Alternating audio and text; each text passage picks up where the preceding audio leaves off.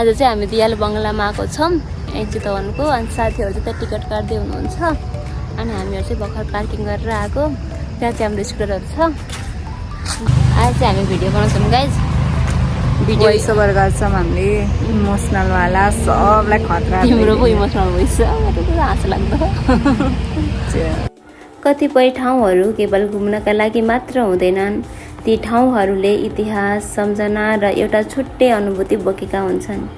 आज हामी आइपुगेका छौँ चितवनको भरतपुरमा रहेको ऐतिहासिक दियालो बङ्गलामा। यो बङ्गला एक समयमा नेपालको राजपरिवारको विश्राम स्थल थियो।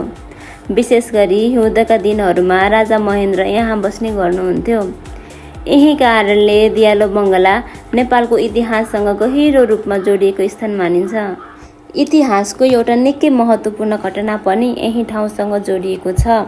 सन् 1972मा राजा महेन्द्रको निधन पनि यही दियालो बङ्गलामा भएको थियो।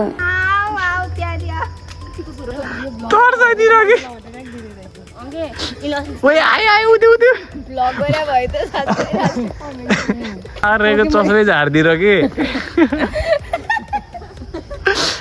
अनि यस्तो के मैले त्यो भनेको कि महेन्द्र राजाले चाहिँ यहाँ के अरे गोही मारेर गोही लिएर आएको र यहाँ राखेको छ कि गोहीको त्यो। अनि त्यही भनेको त गोही नै आएछ कि भनेको त गोही चाहिँ होइन कोही चाहिँ आएको। यस्तै गर्छ कि देखाउनलाई।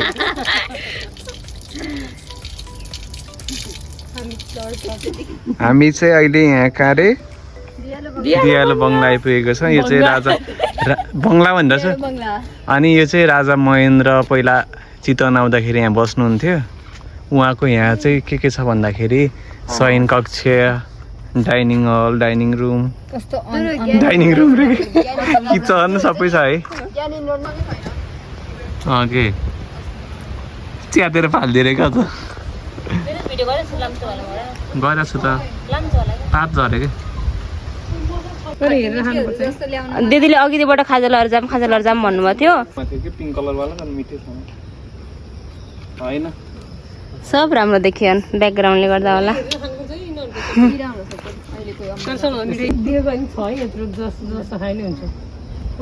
ल खोलेर हेर्ने कि टोकेर खोल्नुपर्छ। छिटो गर्नु हेर्छु कस्तो छ कि कस्तो मिठो वा छैन जस्तो छ। कति देख्यो स्याउ स्याउती। त्यो भ्याएको त अन्डा जस्तै छ त। कति सानो त नि। ब्याग भनेको त्यही त हो नि।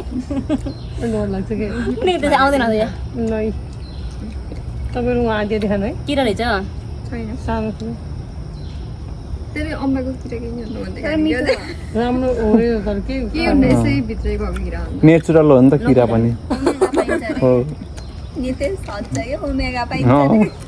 फिज छ र तेरो थुको बाउलाई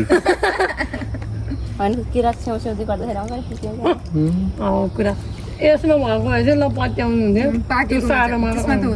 खोइ पानी आएको भएको गाई त्यहाँबाट चाहिँ कस्तो पानी सुसार आइसक्यो। हामी चाहिँ यहाँ खोइ आयो अब त साँच्चै यो गाई आज चाहिँ हामी यहाँ के अरे राजाको द्वारामै बस्छौँ होला। यहाँ पानीले हामीलाई पानी आएर अनि हामी यता छिर्दिएको उताबाट हो। कहाँबाट ढोकाबाट छिर्नु लाग्यो। आयो क्या आयो खै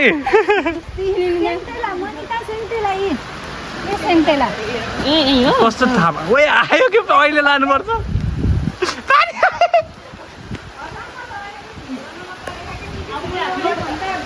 टिकट देखाएर भित्र जाने हो। यो चाहिँ हाम्रो टिकट हो। गाइज हामी चाहिँ भर्खरै दियालो बङ्गलाको दरबारकै यो म्युजियम चाहिँ हामी अवलोकन गरेर हामी तल झऱ्यौँ। अब चाहिँ हामी अब अन्य ठाउँहरू ग्यालेरीहरू स्विमिङ पुलहरू टोइलेटहरू देखाउँछौँ हजुरहरूलाई त। टोइलेटहरू यो चाहिँ राजाको देशीहरू बस्ने ठाउँ यो। म त्यही सुने खासमा टोइलेट चाहिँ उतै हो कि मैले भनेको थिइनँ अघि माथिबाट देखिन्छ भने। यताबाट छिर्दै मिल्छ क्या। स्विमिङ पुल पनि केही पनि छैन खाली हो त्यो पात मात्रै छ। उतै हो क्या यहाँबाट भित्र यो हो कि यो अगाडि देखेको चाहिँ स्विमिङ पुल हो। त्यहाँ चाहिँ केही पनि छैन। गहिरो 7 फिट हो क्या 8 फिटको गहिरो छ। मन्जेलाई पानको पात के छ ओए गाडी हैन यो ओए राजाको राजा नै लेखेको छ राजाको बाइक रहेछ गाइस यहाँ चाहिँ मेगेलाई यहाँ थुन्दिउँ न हजुर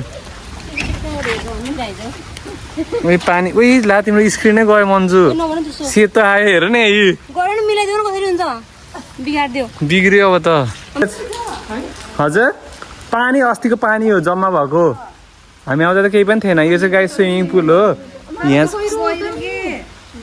8 फिट हो कि कति छ क्या यहाँ ए ज्याकुजी रहेछ अझ होइन भने कम्पनीको नाम होइन कि ज्याकुजी भनेको नर्मल त्यो अहिले होटेलहरूमा राख्छ कि रुममा पर्सनल हुन्छ नि बाथटब जस्तै तर बाथटब भन्दा हल्का चाहिँ ठुलो हो कि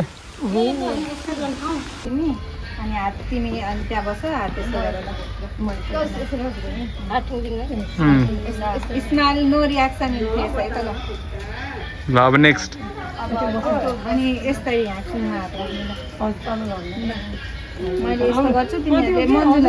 माथि माथि ल 3 ल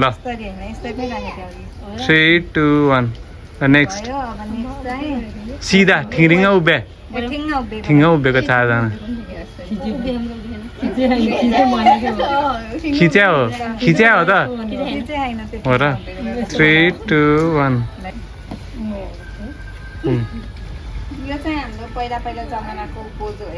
3 2 1 ल भयो गाइज हामी चाहिँ भर्खर अब फोटो भिडियोहरू खिच्यौँ अनि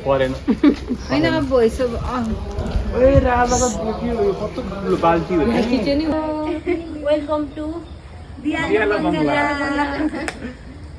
गाइज यहाँ चाहिँ अघि मेनका दिदी बस्नु भएको थियो यति भएको छ पानी नै बस्नु छ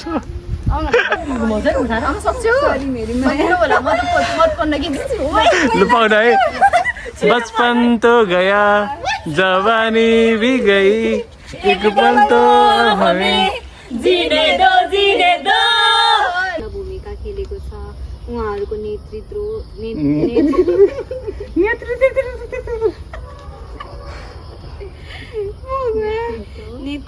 र सहयोग बिनाको यो यात्रा यति सफल बन्न सम्भव हुने थिएन।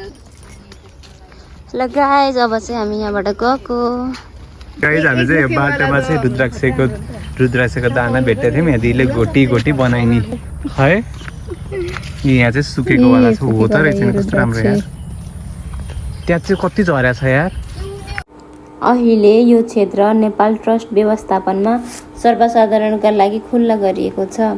यहाँ आएर पुरानो दरबारको बनावट राजपरिवारले प्रयोग गरेको केही कोठाहरू सुन्दर बगैँचाहरू देख्न सकिन्छ।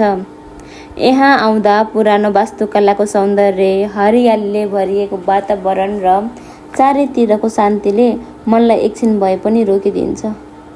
यदि तपाईँ चितवन आउनुहुन्छ भने दियालो बङ्गला आफ्नो घुम्ने सूचीमा अवश्य पनि राख्नुहोला। इतिहास प्रकृति र शान्त वातावरणलाई एकै ठाउँमा अनुभव गर्न चाहनुहुन्छ भने यो ठाउँ साँच्चै एकपटक घुम्नै पर्ने गन्तव्य हो।